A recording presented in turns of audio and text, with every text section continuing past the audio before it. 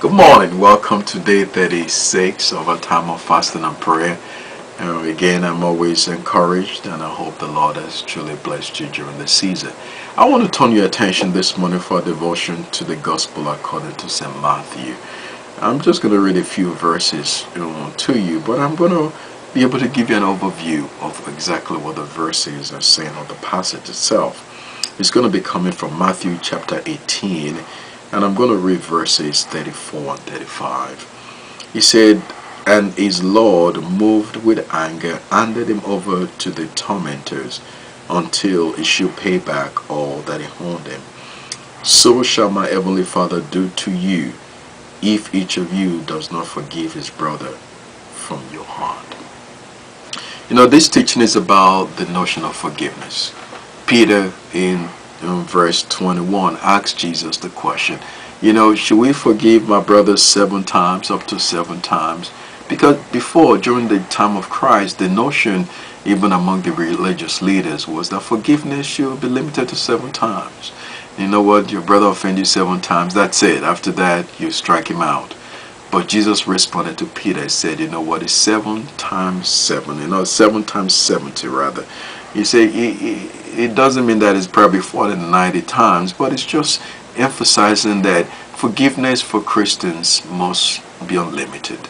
We as Christians must understand that yes, people are going to offend, but we have a responsibility to forgive.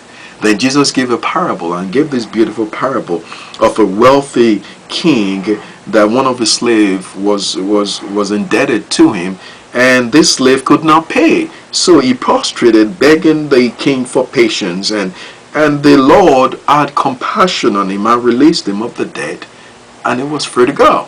He forgave him. Now this same slave leaves the presence of the king and found his other fellow slave that was indebted to him, and instead of exercising the same grace that he received from the king, this slave actually tried to kill the other servant.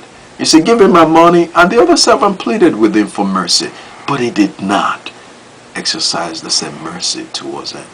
And Jesus now uses this illustration to teach a lesson. That that king is like God. God forgives you and I. Every one of us this morning have sinned, and perhaps today you've sinned countless numbers of times. But every time you come before God and you show remorse and you come in contrition, God forgives you. He blots out your sin. So the question is this: if God forgive you, I've forgiven you, and keeps forgiving you, how should you react to your other friend, your neighbor, even your family? Should you hold any grudge? Should you be angry? Do you have any right to be resentful? Ask yourself these questions. This is very true. If you're a Christian, you got to ask yourself this question. You might be listening to me this morning. There might be someone that you're so mad with, and you said, "I'm never going to talk to you again. I don't like you because you failed me." But don't we do the same to God every day? And every time we come to Him, He embraces us and brings us back home. You know what? We need to be like God when it comes to forgiveness. We need to be ready to forgive. Even when people don't ask us, let us reach out in forgiveness.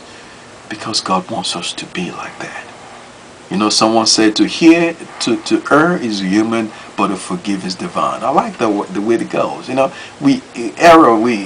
It's always human for us to commit error, but to forgive is divine. And I believe it's important that you and I learn to forgive others.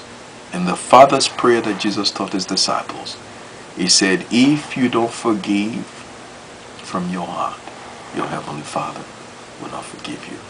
Meditate on that this morning and be a forgiver. Alright? God bless you. God keep you.